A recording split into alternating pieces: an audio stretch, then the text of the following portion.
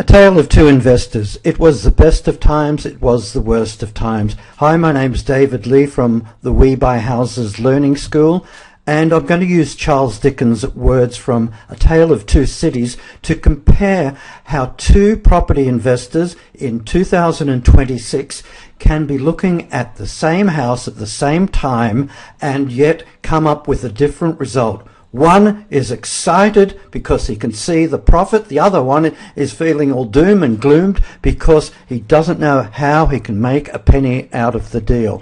Let's take a look at what goes on inside their heads and how you can look at the same thing from the perspective of the outsider looking in. Let's have a look at the summary that I've given you in my monthly newsletter that I suggest you take a look at in concurrence with this presentation. A tale of two investors. Opportunities pass us by every single day. People cannot see them because they are conditioned over time to view the world the same way, often following those around them. Today we have a tale of two investors, with both of them looking at the same house at the same time, but with completely different mindsets. Our first investor sees opportunity, that is profit, while the other one just sees obstacles or costs. One more thing, this hypothetical house is located in suburban London with no forward chain. Note, conventional investors deem that London has become unviable and better opportunities are up north. Well, here's the house and here's the scenario. It was bought in 2020 for $575,000 with a 10% deposit of £57,500. Therefore, the mortgage at the time was $517,500. The mortgage was at 3% capital and interest. It was fixed for a duration, meaning monthly payments of £2,454 and 4 pence monthly. So what we're at today is on the market for sale March 2025. Remember, that was probably the peak of the market and prices are much the same today. In fact, what may happen as we move further into 2026, prices may drop. But the agents put it back on the market for £575,000 because he's trying to get out of the property as soon as possible. He's got arrears, and this is the key thing for him, of 8 months. That comes to, multiplying by £2,454 and 4 pence by 8 months, that's £19,632. He's also got additional debts of £10,000. In March 2025, his mortgage balance is £453,153. So the bank's not chasing him immediately because there's still equity there. They can get what they're owed out of the deal. But this is a deal that will become more and more prevalent as the market keeps declining. So how are we going to solve this problem? How are we going to make money? Okay, we've got two different people. Why is he so excited? And you see all these key phrases and what he's thinking. And the other fellow, he's not thinking the same way. I want to let you know this. What I explain here with this fellow, I'm going to give the seller the best of everything. In fact, this is going to be the worst possible deal for this investor, and still he's going to make a profit. I want you at the same time to think of how you could balance this out between the two and still make it worthwhile for both parties. But this is the worst deal possible that I will be explaining. So here's the house. I would say to the seller, after you've paid the estate agent at $575,000, plus he gets his 2% commission, plus VAT, how much are you going to get? Around £560,000. Well, what if I could get you £560,000? And they're going to say, well, that would be good. What's the catch? It sounds too good to be true. Just if you can give me a bit of time to get you the money, but Most importantly, you know that £30,000 you've got in debts at the moment, we're going to get that covered and cleared out immediately before we start paying you the rest over a period of time. And I'm hoping that we can pay you out the balance in 12 months' time, maybe 2 years, but you don't have this stress and anxiety now, and you can move on with your life. Well, that sounds good. So from my perspective, I can see that there are many first-time buyers that can not get onto the market in West London. They would like to. They fail the criteria of, say, a 10% deposit, but they just need time. And they're not so price sensitive. So I'm going to remarket this house at £590,000. So it's just like a convenience store. You pay a little bit more, and the interest rate, I'm still being generous, 5.5% capital and interest over a 25-year term, a schedule that we create into the agreement.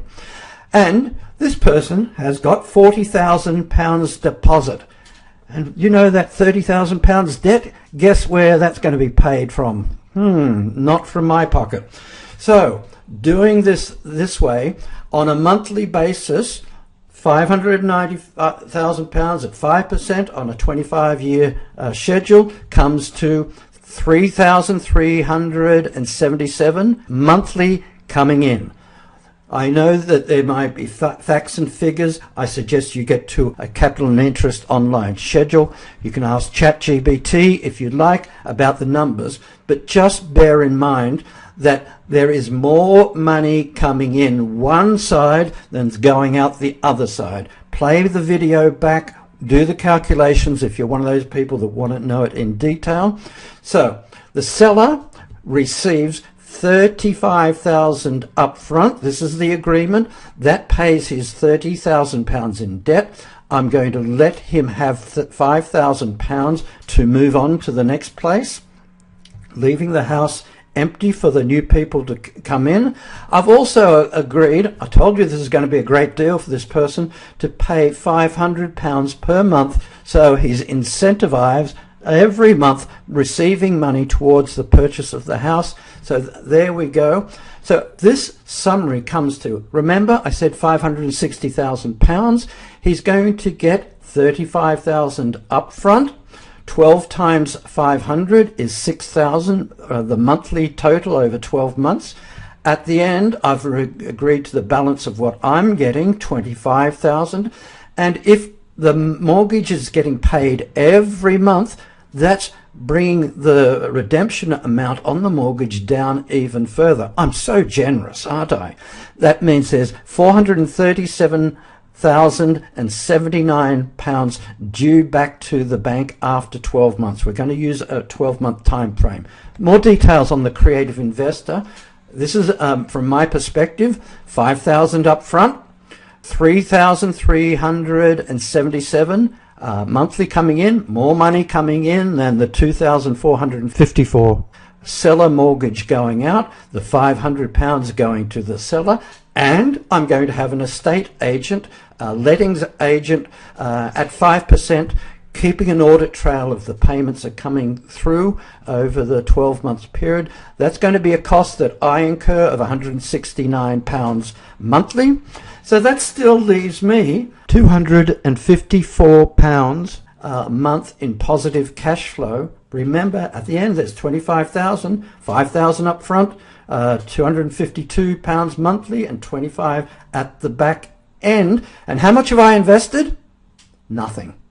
Well, there might be a little bit for the agreement with the seller, but I've invested nothing. That sounds a bit different, David. Well, if I'm making that much out of this one transaction, how many transactions can I do, I ask? Unlimited? Let's have a look at it from the perspective of the conventional investor. You read all this, that's what's going on in his head, because he's trying to figure out how he's going to make his first pound out of this deal on day one. So here he is the investor that wanted a 15% discount off the asking price, or £118,750 in discount, leaving a sale price of £488,750. But what is he going to have to pull out of his pocket to pay for this discount? Well, he's going to have to come up with £122,188 deposit to cover the 25% for the mortgage, £38,875 for the stamp duty land tax, and let's say he pays the legals for himself and for the seller. There's also going to be other costs, but I won't include that now. That leaves total costs up front of £166,062. Well, how does this work for the seller? He's going to receive $488,750, but at the cost of sale is going to be clearing the arrears, £19,632, paying back the mortgage, £453,153 in redemption fees, £10,000 to clear those debts that he's got. He's also got to pay the agent, so that's £11,730. Oh, he's getting the legals covered by the conventional investor. And finally, moving costs, £1,500. Where does that leave him? Well, it doesn't really work for him. He's going to have to write out a cheque for the difference, which is £7,625, which is to cover everything. That is why we're getting a problem and we're getting stuck from both sides. So let's have a look now at the conventional investor, because he's going to get in that area about £2,000 a month. His mortgage at 4% interest only, which is on his 75%, £366,562. That comes to £1,222 a month for an interest-only mortgage. But we also have to take in consideration the agency fees, £183 plus VAT per month. I haven't included the numbers, but also be aware of landlord insurance. What about those emergency repairs and ongoing maintenance? They all add up too, and the voids that happen from time to time. So just looking at the bare bones of this, that is where he's at on day one. Yes, further down the track in 6 months, he may get remortgaged at the higher original asking price of £575,000, which would come to £431,250. So he could, in 6 months, get £64,688,000, but that would reduce his monthly income to a lesser amount. So he can't really replicate what he wants to do in London, and that's why he wants to go north, and the seller doesn't win either. It's a lose-lose situation for both parties. So these two investors, the conventional investor on the right, the creative investor on the left, they're both looking at each other and they're both asking the same question. You make a profit. How? Because the creative investor sees all the costs and all the exposure, the risk, everything that goes on, and how in many cases the seller losing 15% of the property value is not something he or she or they are going to brag about to friends and family, and yet they know that if he can help them the way he's doing and giving away all those extras in the worst possible deal, they will be absolutely delighted. They'll tell all their friends and family. So that's what they're thinking to each other, but they're also saying, how many property deals can you do it your way? Well, I can do not many, can't afford that. And how many property deals can you do your way? As I told you, unlimited. You see the tale of two investors, completely different mindset on the same property there in the background. So what's the difference? One of them just cannot see what's going on in the world. In fact, we've got here our creative investor. He's looking at the roadmap in front of him. He's acting accordingly. He can see where the market cycle is at the moment. He's aware that we've been in phase 3 and everybody's like a boiling frog out there, like our friend down in the bottom right corner who wants to go north, but he realizes up the top, the one that's acting, he just changes his strategy accordingly. He can see the compass, he can see the warning signals that the other investor simply cannot. And so here we have it.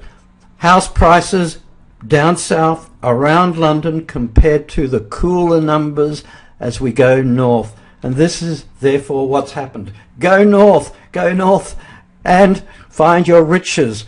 Less competition in London area for the creative investor, more competition up north for the conventional investor, because he's going to have all the same issues with more investors doing the same thing. And with the creative investor, he doesn't have to change location, he just changes strategy.